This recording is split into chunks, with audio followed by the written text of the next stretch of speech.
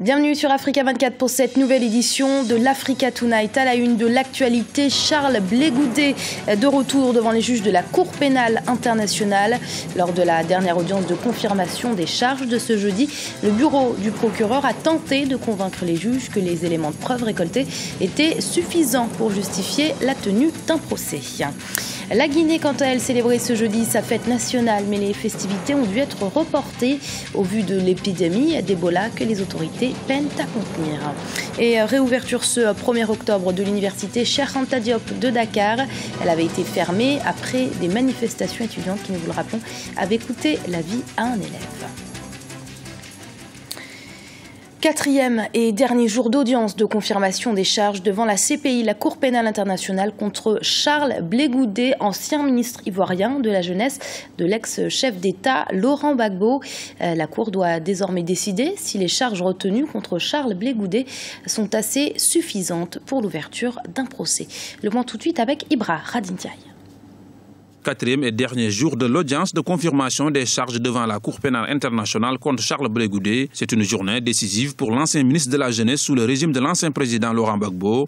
Charles Blé Goudé est tenu responsable d'actes criminels relevant de la compétence de la CPI. Pour le bureau du procureur, l'ancien chef des jeunes patriotes mérite d'être jugé. Eric McDonald, le représentant du bureau du procureur de la CPI, Fatou Bensouda, a insisté sur le rôle présumé de l'ancien chef des jeunes patriotes dans le conflit post-électoral entre 2010 et 2011. Monsieur Blé Goudé n'est pas Martin Luther King. Martin Luther King avait un rêve de réconciliation. I have a dream. Un rêve ou un message d'espoir. Monsieur Blé Goudé a créé un environnement propice à la division et à la violence. Ses discours étaient des appels à la xénophobie et à la haine. Clavier Ndri, l'un des avocats, a balayé d'un revers de main les accusations portées sur son client et a demandé à la Cour pénale internationale d'abandonner les poursuites.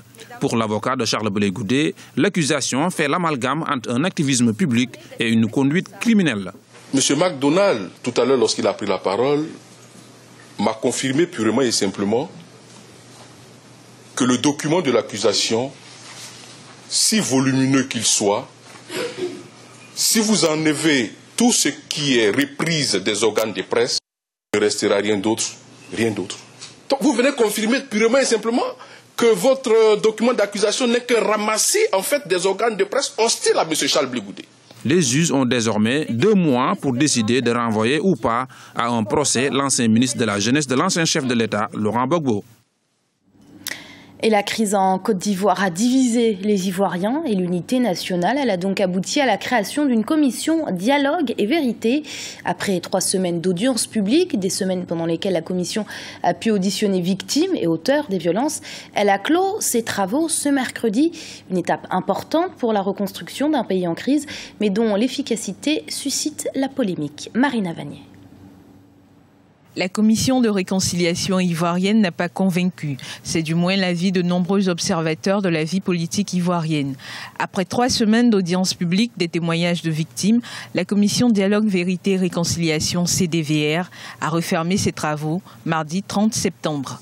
Seulement, pour Isiaka Diaby, le président du collectif des victimes de Côte d'Ivoire, les résultats de l'institution sont jugés négatifs. Le bilan pour nous est catastrophique. Nous sommes au regret de constater que la commission Dialogue, Vérité et Réconciliation, contrairement à ses fondamentaux, a réussi à accentuer l'état traumatique des victimes, ce qui nous amène à dire haut et fort que la CDVR a failli dans sa mission. Pour autant, des observateurs de la vie politique ivoirienne restent prudents.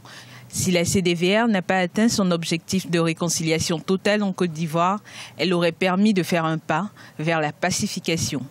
Il est évident que la commission Dialogue, Vérité et Réconciliation n'a pas donné réponse à toutes les attentes et qu'on peut rester insatisfait par rapport à son bilan. On ne peut pas dire que le bilan est catastrophique, le bilan est mitigé, il est insatisfaisant et au-delà de la CDVR ou plutôt au-delà de l'équipe actuelle, de la commission actuelle et du président Bani, il est important de poursuivre cette réconciliation avec des acteurs nouveaux et différents tout en prenant en compte les acquis du travail réalisé par la CDVR et aussi l'expérience acquise par le président Barnier et l'ensemble de son équipe. Environ 63 000 personnes se sont faites auditionner par les commissions locales entre mai et août 2014.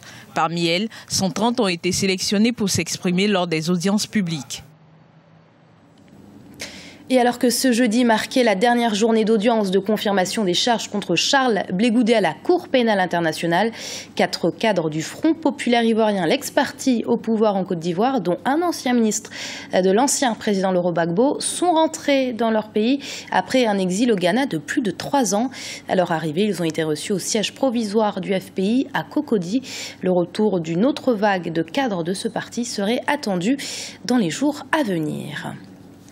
Et les Guinéens ont célébré ce jeudi la fête de l'indépendance nationale. L'événement est célébré cette année dans un contexte particulier lié à une épidémie d'Ebola très inquiétante.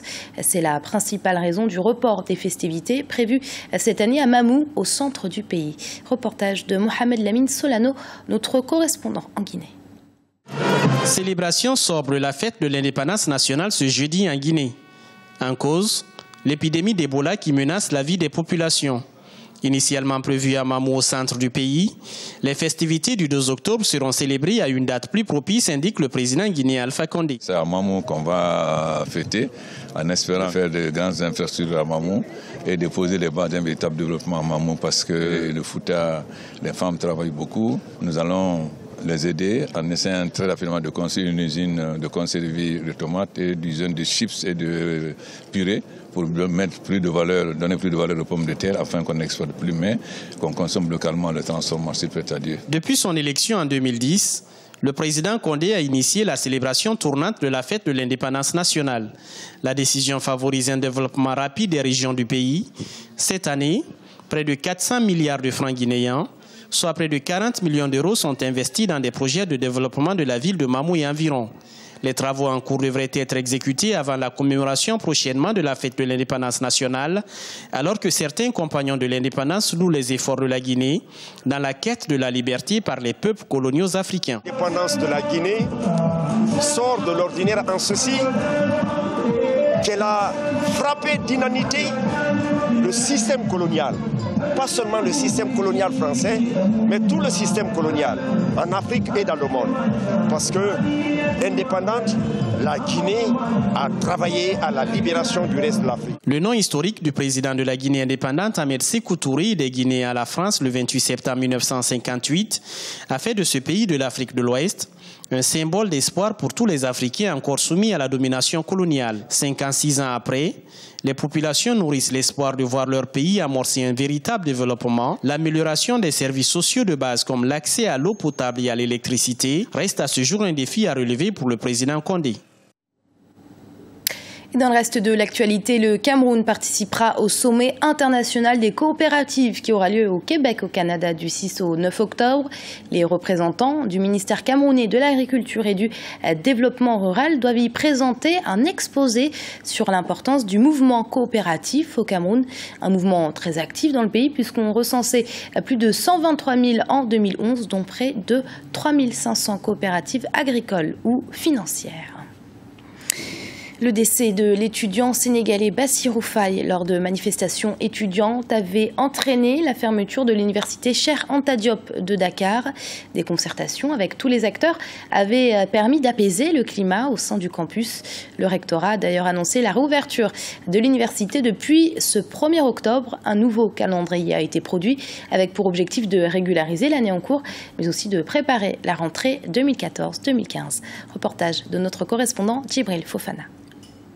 Après plusieurs mois de fermeture, l'université Cheikh Anta Diop de Dakar reprend du service. Le calendrier établi par la nouvelle équipe rectorale fixe la rentrée pédagogique au 8 octobre. À cette date, la reprise des cours et des examens pour l'année 2013-2014 devrait être effective. L'objectif est de rattraper le retard observé dans le calendrier de l'année écoulée et d'aboutir à sa clôture avant le 20 décembre 2014. Cela permettra de débuter l'année universitaire 2014-2015 dès le 2 janvier 2015. Mais pour les acteurs de l'université, le respect de ce calendrier sera confronté à de nombreux écueils. Il se trouve qu'il y a des facultés. Je donne l'exemple de médecine. Eux, ils ont déjà fini depuis longtemps. ils étaient prêts à faire des examens au mois d'août. Malheureusement, l'événement, donc la mort de l'étudiant Bassirou Faye, a fait qu'ils ont dit qu'il était plus sage de tout reporter au mois d'octobre. Vous voyez, c'est un cas déjà particulier.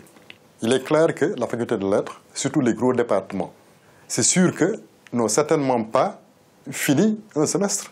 Donc je veux dire que c'est département par département. Je crois que le recteur de Dakar a un peu outrepassé ses prérogatives en décidant cela. Cette année, l'UCAD s'apprête à accueillir près de 22 000 nouveaux bacheliers, un effectif largement supérieur aux capacités pédagogiques de l'université. Dire qu'il y a quand même un certain nombre de normes qu'il faut respecter. Aussi, vous allez au niveau de la faculté de droit, vous pouvez vous rendre compte que dans un amphi, on peut trouver plus de 10 000 étudiants devant un professeur. Et des fois même, on le sait très bien, les étudiants, quand ils sont en retard, ils ont des problèmes pour avoir une place. Face à cette situation, le gouvernement s'est engagé à construire de nouvelles universités. Mais cette option à long terme ne permet pas de régler les problèmes du moment. C'est pourquoi certains n'hésitent plus à évoquer l'option d'un gel des orientations des nouveaux bacheliers vers l'UCAD. Peut-être qu'il faudrait faire une pause, mais qu'on arrête d'orienter systématiquement tous les bacheliers à l'université. Mais ça demande une construction de façon concomitante, donc de structures, disons, d'enseignement professionnel court. Pour l'année académique 2014-2015, les autorités ont promis d'améliorer la gouvernance universitaire. À ce titre, le nouveau recteur s'est engagé au respect des franchises universitaires, au paiement régulier des bourses et à l'institution d'une carte unique d'étudiants. Et c'est la fin de ce journal. Merci de l'avoir suivi. Restez sur Africa 24. L'info continue.